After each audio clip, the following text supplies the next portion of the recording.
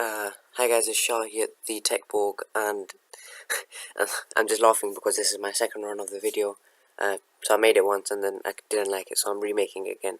And I haven't put up a video in 2 weeks now because I've been very busy, have had mock exams, and I'm doing maths further, maths, physics, economics. So if any of you out there have any questions on how it's like, then do please email me or just write in the comments, and I'll try and reply to you whenever I can. But yeah, I've been very busy in the past few weeks, revising, working hard, and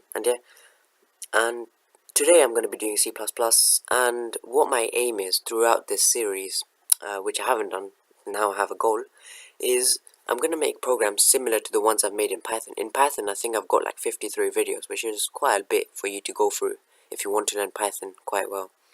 And what my aim is to make these C++ videos and make you see the comparison between Python and C++, and see how Python is actually much more simpler and easier, and why some firms decide to use Python instead of C++ for manipulating numbers, because you can use something like NumPy or Panda, which is modules in Python, to manipulate numbers really well. But I'm not going to go into that right now because today's video is going to be something fun, making average of numbers that are inputted by the user. So first of all, we have to give a line talking about our program to the person, right?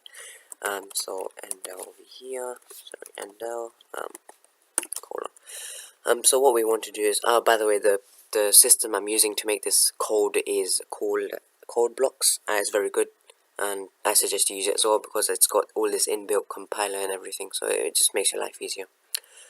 So yeah, so C out, and then we want it to say average real number calculator. Real number just means that it's a positive integer, as I'm sure. Average real number calculator to leave enter -100. And because it's a real number calculator, if you enter a negative number, it necessarily won't work. But well, we've made it for the purpose of average real numbers. I think if you enter -20, it will probably work, even if you add them up, because -20 is still an integer, so it will still accept it when we give them the prompt to put in the numbers. So let's just leave it at that, and assuming that the user can read and he will hopefully look at what we've done, then yeah. So integer. So now we need to let the user enter something. So integer num, and then integer, and then we need to sum up all the numbers that they write in. So the value sum of x. So in stats the formula is sum of x over n. So sum of x sigma x. So sum of x is num total in our case. I'm going to call it that, and then we'll have a nice integer, and integer we're going to write well, now we need the number of values that they have inputted. So if they've inputted 3, then 3, 4, 4. So integer is num, I think I'm going to call it values. I think it just makes sense, because number of values that they are. Num is num total is the total number. So yeah, yeah, and I think I'm gonna be making a while loop now. But before that, we have to allow the user to input something, and so we allow them to import num, and then I've always wondered what these arrows mean, but I think I got it now. So I think this one just means an import sign, and this one just means output. If you think about it, these arrows are pointing like inwards into the program, so it's like inputting stuff, and then these arrows are pointing outwards, so something that's being outputted from the program. That's my perspective of it. And well, now then we need to make a while loop. So while, and then in brackets, and this is our parameters. So this is what we want. This is the condition that we want to give, so that it runs a while loop. And well, the condition we want really is while the number is not equal to -100. The guy can enter billions or whatever he wants, but as long as the number is not equal to -100, then he can keep on doing that. And then we have to make these brackets. So if you saw in Python, I mean, Python was really straightforward compared to this, because you just have all this cin arrows, and you always have to add this after every line. Python, very straightforward. You don't even need this.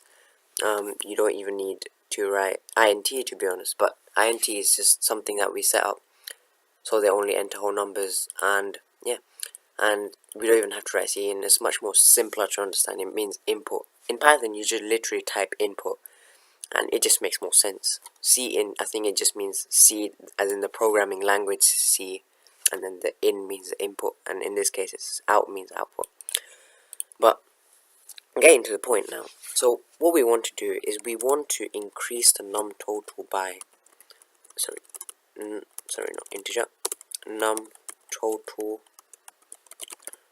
is equal to, so the num plus the num total, and yeah, that's it.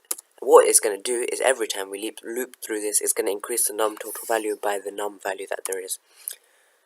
Now we want to increase the number of values that we have, because every time the guy enters something, we get one more n value, which n just meaning the number of values there are. So not integer, sorry. Just want to take that out, and then all you have to do is add a quick plus, and it's going to increase it by 1 each time. And yeah, in Python, I think you have to do num values is equal to num values plus 1. But you can do that over here as well. But if this does it, then why not? Save us like 4 lines, not 4 lines, sorry, 2 words, something. And yeah, that's it. And then what we have to do is, well, we have to get the input again and talk to them about this idea of, or cout thing. If they want to leave, then they have to type that. I think this has to be indented. I'm going to do it anyway, just in case. In Python, you have to indent quite a few things, so although Python forces you to do that, I think it's a very good thing, because it just gives you a way to organize your code so well. I mean, it just looks really nice, but yeah. And yeah, and well, now we just have to output everything there is, so I think when that breaks, I think we have to get it to us.